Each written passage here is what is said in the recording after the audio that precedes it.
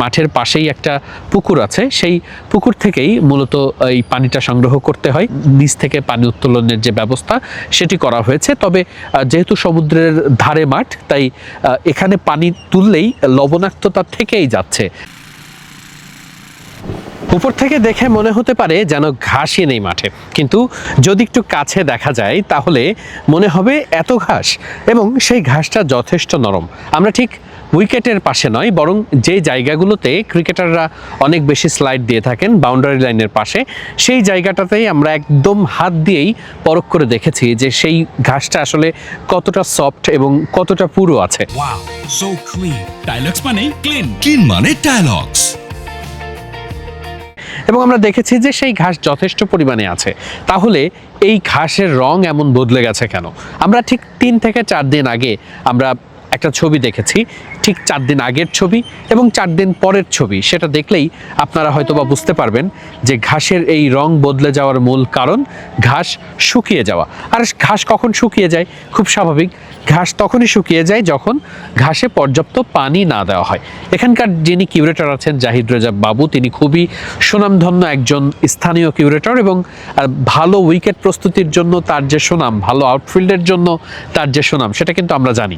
শুধু সেখানেই সীমাবদ্ধ নয়, আমরা সবাই যে টনি হেমিংয়ের কথা শুনি, তিনিও কিন্তু এই জাহিদ রেজা বাবুর খুব প্রশংসা সবসময় করেন। প্রশংসা করার কারণ হচ্ছে যেই ধরনের যন্ত্রপাতির ব্যবস্থাপনা বাংলাদেশে আছে সেটি কিন্তু অস্ট্রেলিয়া, নিউজিল্যান্ড কিংবা ইন্ডিয়ার তুলনায় খুবই নিম্নমানের বা কম।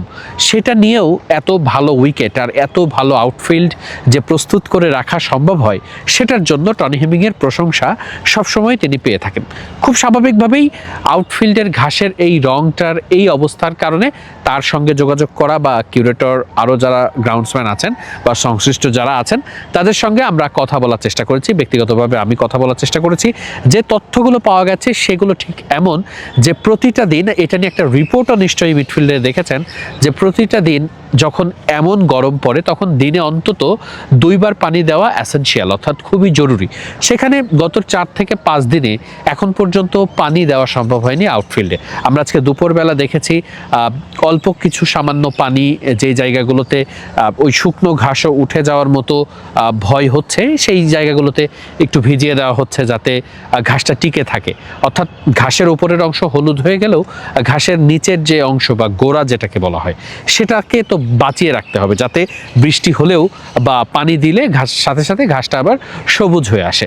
তাই খুব স্বাভাবিকভাবে ঘাসে পানি যতটুকু সম্ভব পানি আছে, কারণ উইকেটের তো নিয়মিত পানি দিতে হয়, তাই সেটার জন্য কিছু সংখ্যক পানি সংরক্ষণ করে রাখতে হয় একেবারে অল্প পরিমাণে। সেই পানিটাই আজকে আসলে দেওয়া হচ্ছিল। এবং যতটুকু জানা গেছে, এই যে ওয়াসার কাছ থেকে পানি পাওয়ার উপরে যে নির্ভরতা, এবং একই সাথে মাঠের পাশেই একটা পুকুর আছে, সেই পুকুর থেকেই মূলত এই পানিটা সংগ্রহ করতে হয়।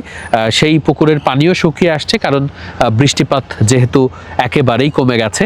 বৃষ্টিপাত নেই বললেই চলে চট্টগ্রামে, কারণ বলে রাখা ভালো যে সারা দেশেই কালবৈশাখী ঝড় এবং বৃষ্টিপাত হলেও ঠিক এই মাঠের যে অবস্থান, এটি একেবারে কিন্তু সমুদ্রের সাথে, তাই এই জায়গাতে আসলে কালবৈশাখী ঝড়ও খুব একটা হয় না। তাই ওই কালবৈশাখী ঝড়ের সাথে যে 2-1 মিনিট বা 5 মিনিট বৃষ্টি হবে সেটিও হয় না। তাই সেটি যখন হয় না তখন খুব স্বাভাবিকভাবেই ওই বৃষ্টির ওপরে নির্ভর করতে হলে ওই বর্ষা মৌসুমের অপেক্ষায় থাকতে হয় বা ওই ঝুম বৃষ্টির অপেক্ষায় থাকতে হয়। তো সেটি যেহেতু হচ্ছে না, তাই ঘাসের এই মানে পানি দেওয়ার জন্য নির্ভরতা করতে হচ্ছে ওয়াসার পানির ওপরে এবং এই পুকুরের যতটুকু পানি আছে আর কি সেটার উপরে। সেটা দিয়েই আসলে মাঠটাকে বাঁচিয়ে রাখা, মাঠটাকে টিকিয়ে রাখা। তবে হ্যাঁ, এখান থেকে কাভার করে ওঠার জন্য বা এখান থেকে যাতে ভবিষ্যতে আর সমস্যা না হয় সেজন্য যে একটা পদ্ধতি ইতিমধ্যেই বের হয়েছে, সেটি হচ্ছে আমরা ঠিক এই মাঠের যে জায়ান্ট স্ক্রিন আছে, জায়ান্ট স্ক্রিনের পেছনেই একটা পানি তোলার যে বোর করা বলা হয়, অর্থাৎ নিচ থেকে পানি উত্তোলনের যে ব্যবস্থা সেটি করা হয়েছে। তবে যেহেতু সমুদ্রের ধারে মাঠ, তাই এখানে পানি তুললেই লবণাক্ততা থেকেই যাচ্ছে। মানে একেবারেই যে মিঠা পানি পাওয়া, এটা একেবারেই মানে 0%-এর মতো সম্ভাবনা। মানে এত চেষ্টা চেষ্টা করা হয়েছে কিন্তু কোনোভাবেই হচ্ছে না। তাই মুম্বাই যেমন সমুদ্রের পাশে মাঠ আছে বা ওয়েস্ট ইন্ডিজেও তো এমন মাঠ আছে, তাহলে সেই জায়গাগুলোতে আসলে তারা কিভাবে এই পানির যোগানটা দিয়ে থাকেন? মূলত ওই জায়গাগুলোতে তারা পিউরিফিকেশন অর্থাৎ পানি বিশুদ্ধকরণ প্রক্রিয়ার মাধ্যমে মাছের যে ব্যবস্থাপনা আছে সেটি তারা করে থাকেন এবং এখানেও সেই ব্যবস্থা নেওয়া হচ্ছে। আমরা সরেজমিনেও গিয়ে সেটি দেখে এসেছি এবং আগামী মাসের মধ্যেই সেই ব্যবস্থা পুরোপুরি নিশ্চিত করা যাবে এবং আমরা যতটুকু জানতে পেরেছি তখন থেকে প্রতিদিন 2 লাখ লিটারের মতো পানি মাটির নিচ থেকে উত্তোলন করা হবে। পিউরিফায়ার মাধ্যমে 1 লাখ লিটার পানির মতো ব্যবহার করা যাবে, বাকি পানিটাকে ফেলে দিতে হবে বা সমুদ্রে দিয়ে দিতে হবে, কারণ ওই পানিটা ব্যবহার অনুপযুক্ত। পিউরিফিকেশনের পর অর্ধেকটা পানি ব্যবহার করার মতো থাকবে। তাও যে দিনে 1 লাখ লিটার পানি পাওয়া যাবে এবং ওয়াসা থেকে এখন যে পানিটা পাওয়া যাচ্ছে সেটাও তখনও পাওয়া যাবে। তাই সব মিলিয়ে প্রায় 1.5 লাখ থেকে কখনো কখনো 2 লাখও মিলবে। সেটা দিয়ে মাঠটাকে একেবারে ফ্যান্টাস্টিক রকমের সুন্দর করে রাখা যাবে। এবং এটাও বলে রাখা ভালো, শুধুমাত্র যে এই মাঠেই যেই পানি ব্যবহার হয় তা না, ঠিক এই মাঠের পেছনেই মহিলা ক্রীড়া কমপ্লেক্স রয়েছে, পাশে টেনিস কোর্ট আছে, এই জায়গাগুলোতেও পানি সরবরাহ করতে হয় এখান থেকে। যদিও সেটি খুব একটা বেশি না, বাট সেটি তো দিতে তো হয়। তাই খুব স্বাভাবিকভাবে সেই যে পানির যে চাহিদা সেটি তখন পূরণ করা সম্ভব হবে। এবং আরও একটি প্রতিবেদনে নিশ্চিত করে আপনারা দেখবেন এবং এই স্টেডিয়ামের যে পর্যটনের যে কতটা সম্ভাবনা আছে, এই স্টেডিয়াম যে ক্রিকেটের জন্য আসলে কতটা বড় একটা মঞ্চ, সেটার হয়তো বা বেশ ভালোভাবেই টিকিয়ে রাখা এবং ব্যবহার করার সুযোগটা আরও থাকবে।